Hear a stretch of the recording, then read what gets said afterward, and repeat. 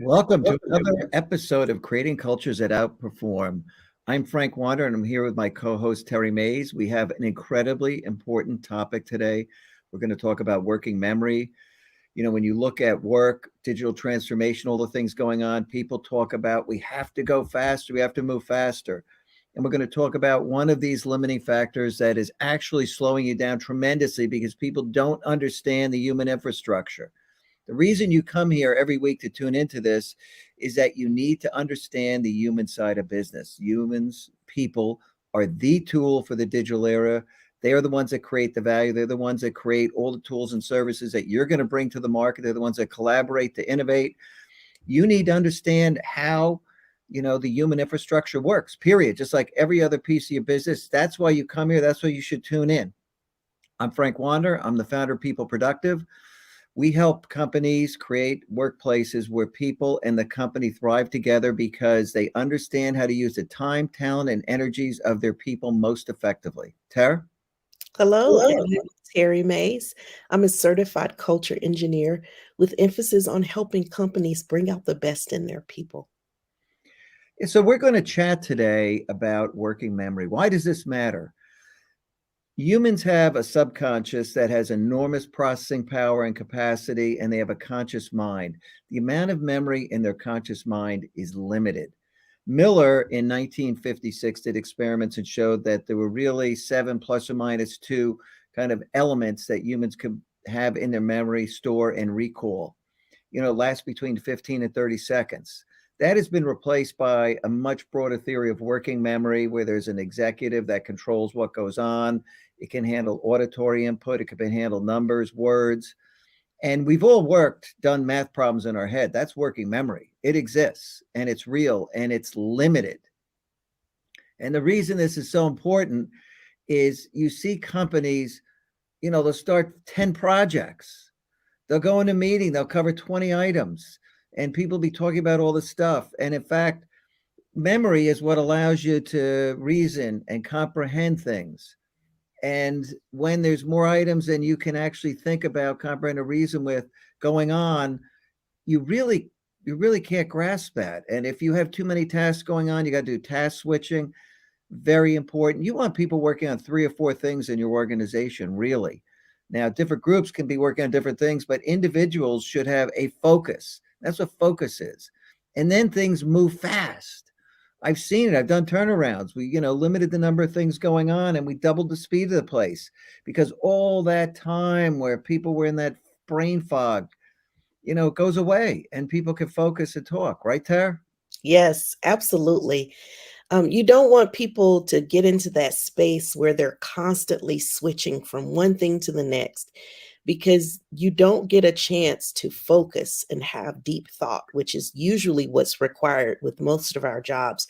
You need to focus. You need to be able to have some deep thinking and really think through all of the little details that need to be accomplished. But if you're constantly switching from one thing to the next, you're going to drop something, you're going to forget something. It's just human nature. It's just the way that we're wired. We feel like the more we can pack into a 24-hour period, the more things we can accomplish. Well, actually, it's the exact opposite. When you try to force yourself to work on more than, that range that we've talked about of 5 to 9 items, when you try to work on more than 3 or 4 things at a time, you really do slow down your brain power. Your brain cannot multitask. We've talked about this before. We think that we can multitask and work on multiple things at one time, but in actuality, we're single threading. We're working on one thing, then we shift our focus to work on something else, and then on to something else. But you cannot overload the brain because when you get into that space, things just start to slow down. It's just like computer memory. If you have too many tabs open, your computer is going to start to slow down, and the human brain is no different. You're going to slow down. You're going to take a long time to respond, a long time to get things done. And in overall, it ends up stretching out project timelines and making things much longer to complete that you could have gotten it done in a week, but now because you're working on too many things, it takes a month. This is a reality of the workplace that we work in today. Yeah, and it goes beyond speed because it comes down to accuracy and defects. When Absolutely. people are juggling a lot of things, they don't really pick up all the nuances that are going on. So there are gaps in their understanding. Those gaps translate into defects, things that aren't done right. And it's really because you haven't calibrated work to the people that have to do it, Right. what You they're make capable of. mistakes when you're trying to do too many things at once. You make mistakes. You're not doing the best that you could be doing. It's not the highest quality work. It's, well, how can I get this done so I can move it off my plate because I've got so many other things on my plate. You're not thinking about the quality of the work. You're thinking about the quantity and how I can get the list moving down. Yeah, I'm going to get more out of people. I'm going to get these 10 things going right now. And 10 things aren't 10 things. One thing could be five or six things going on. Right. There's a lot of elements, and we're talking about capacity to store memory. So I'm going to share something here that you can all take a look at this. This is the working memory model. Um, and actually, I would recommend you go out here to Simply Psychology, right?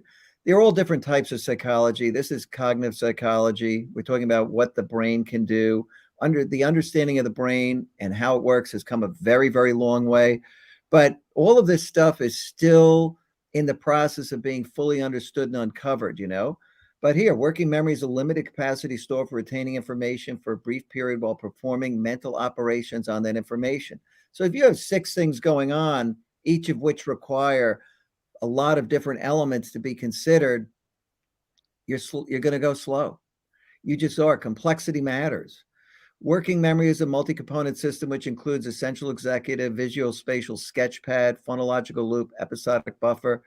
That's a bit much. You'd have to read this article to dig into it. But working memory is important for reasoning, learning, and comprehension. When we talk about defects, we're talking about lack of comprehension. You have too many things going on. And as an executive or leadership team of an organization, you got all those going. Those defects exist because of you. And the fact that you don't understand how to actually calibrate work to the people doing it. Working memories theories assume that complex reasoning and learning tasks require a mental workspace to hold and manipulate information. You can read this. It's not a long read. You don't have to be an expert on this. The takeaway is the takeaway. You've got to marry the amount of work to the people doing it. And that's just simple stuff. Right. And you also have to consider the abilities of the person that's doing the work. This isn't a hard and fast rule in terms of people's capacity. We know that that Mhm. changes by person. Some people are capable of doing more things than others, but be aware of that in your organization. Don't overload people, don't underload them either, because when people are underloaded, they get bored and they're looking for other things to do. So you Yeah. want people to spend their brain power on the things that you need them working on. So as a good leader, you're aware of the capability of the people on your team and you're adequately prioritizing that work for them so that they know how to focus on what's most important and they're not spending their time focused on other things that aren't as important. Yeah. Um, this stuff, it just really, really matters. And the fact no one has been trained on the basics. You don't need to be a master of any of this stuff. You don't need to go out and get a degree in cognitive psychology. You just need to know the few things that matter. And this is why you come to the show, because we did all that work of sifting through all this stuff over literally decades and applying it in the workplace to come up with what matters. And this is what matters. You got to know this stuff, right? And apply it in the workplace. So um, let's uh, let's take another look at something. I'm going to add this video to the stream, and let's listen to a little bit of this. So we decided that we would start with the phonological loop because this is an area that we knew something about. We were pretty sure that the central executive was going to be a really tough one to crack. And most of the short-term memory stuff was on the phonological loop. So what we did was to, first of all, suggest a simple framework which involved a temporary brief store coupled with a rehearsal mechanism, which essentially involved saying the material to yourself. So if you have something short, like a 3-digit code 793, you can keep saying 793, 793 till the cows come home. But if you have 9 digits, then by the time you get to the 9th, you're going to have lost maybe the first 1 or 2. 7 plus or minus 2. We decided to try and look at this using another manipulation, which was word length.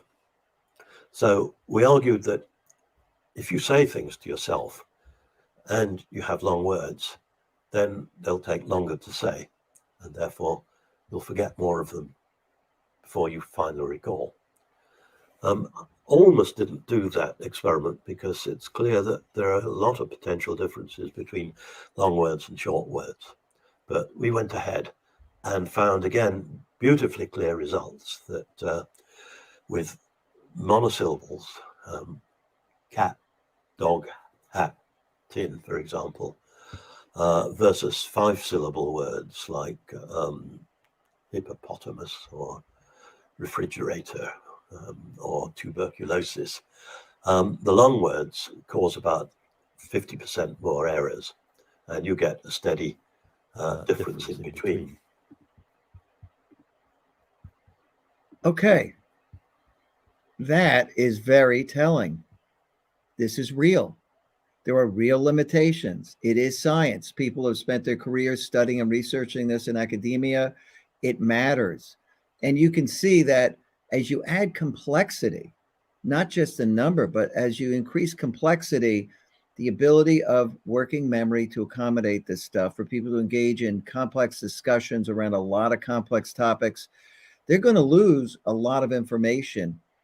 And that ability to store it in long-term memory, to form that complete picture, which we call real understanding, starts to diminish. So you're slowing down your business for so many reasons when you don't understand and grasp these basics.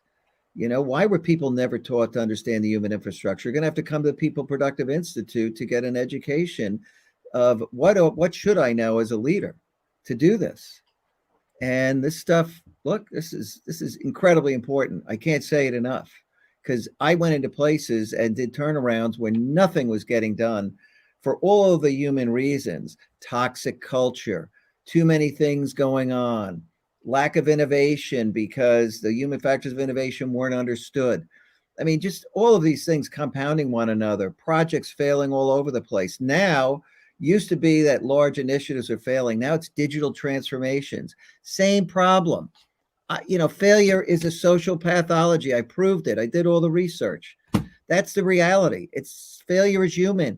It's leaders not understanding the basics about how to get large teams of people to work together. I mean, this couldn't be more obvious. It's ridiculous after a while. Yes, it's very true. But what we find is a lot of people, just like you said, they haven't been trained to even recognize what the problems are. And a lot of it stems from relationships within the workplace, the culture, how people are interacting with each other. When you have people that are toxic in the workplace, they just create chaos and confusion all around them. And that all impacts work. When people feel like they don't belong, when they feel like their leaders don't care, all of that impacts the work. So it's not just about being touchy-feely and giving out warm fuzzies in the workplace. It's not about that. This is about using the human infrastructure to accomplish those business objectives in the most effective way. And to do that, you really do have to consider the people that are doing the work above the tasks. What happens in many organizations is we get all of these strategic plans, we get all of these detailed action plans, and everybody goes forth to conquer their task list. And nobody is thinking about how we can help people effectively work together. How can we move some of the obstacles that are keeping people from moving forward? What are some of the barriers? What are some of the things that are just struggle points for people? And how can we make it better? Nobody's really thinking about that. They're just saying, get it done, get it done, get it done. You have a Get it deadline. done. Oh, something else came in. Complete lack of demand management. We go in, we assess Right. cultures all the time. We help companies fix cultures. Guess what? Nobody manages demand right. I have yet to come into one organization during my career doing turnarounds or now helping doing cultural transformation to build high performance organizations. I've yet to find one that manages demand right. One. Doesn't Yes. happen. They take stuff in. Hey, yeah, start it up. Let's get it going. So you have to eliminate and reduce complexity. That's Yeah. it. You can't say yes to everything. No, You it's really absurd. do have to organize, because in that saying yes to everything, you're really saying no to everything, because you're not going to get anything completed at the quality level that it needs to be completed at. So what we're talking about is very vital to your organization. Yes, the survival of your organization, your ability to get things done, to move faster than your competitors, your ability to innovate, your ability to create that sense of achievement for your people because things are working well and there's lots to celebrate. All of this matters. It all ties together. There's no Absolutely. question. Absolutely. Marcelo, will you bring up the key takeaways? Key takeaways, and then we'll talk about next week. Yes. So remember, human short term memory is limited. We see that from the Miller study. We can only handle about 5 to 9 things in our short term memory. Anything past that 9 is just going to be garbage. It's just going to cause us to drop one of the 5 to 9 things that we're carrying and pick up one more thing. We really cannot multitask or exceed our short term memory capabilities. So, understanding I that will is add one critical. thing to that too, right? That when you have teams of people working on things, everything about humans is varied. You have tall people, short people, you have people with blonde hair, black hair. You have people with less short-term memory than others. So the people that Right, can hold 9, right, they're not all going to hold 9. Sorry. That's why if you got a team, the slowest part of the team is the speed you go if they're all linked together. So you really need to run fewer items. That's it. right. You've got to understand that capacity. You really do. Yep. This whole concept of short term memory and understanding it has been replaced with a function that we know today as working memory. So, working memory is important for reasoning, learning, and comprehension. So, we saw that from that Simply Psychology article. So, understanding how to use working memory is so important, to use it wisely. You don't want people to juggle too many things, not more than 3 or 4 items. Once you get past that, work just begins to slow, because the memory cannot accommodate the more that you're throwing at it. So be aware of that. Be aware of demand management and capacity management for people. Help them as a leader, help them prioritize the work so that they're focused on the 3 to 4 projects that are important right now. And we can actually move some things to completion and then add more things to the list. Don't 100%. overload people, don't underload them. Like, really spend time with your people to understand their capacity and abilities. So that is your move for this week. Limit the span of information that's discussed so that people can work effectively.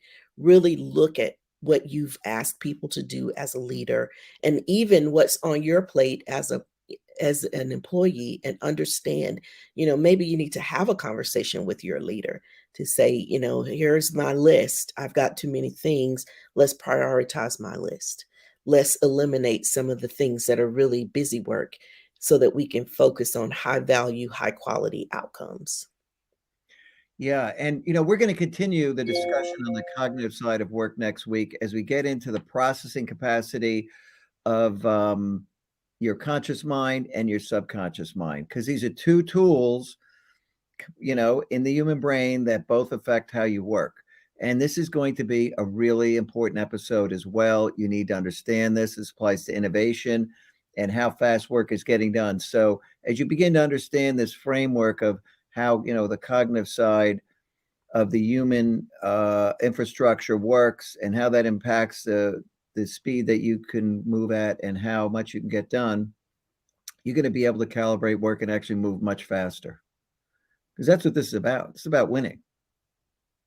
Yes, absolutely. So next Wednesday, 3 o'clock, we'll see you there. And these great episodes to go back and look at, because this is an education. Go back, look at all of them. And if you're interested in learning more about People Productive, come to our site. Please follow People Productive, the company, on LinkedIn. You'll be notified every week as these shows get set up and what the topic is. So you can join us here, ask questions, reach out to us if you want. We're available. We're here to help. We do this to give back to the world and society so that everybody can learn this very important information. Yes. So thank you for joining. We look forward to seeing you next week. Yep. Look forward to seeing you then. You take care and have a great week. Bye for now. Yep.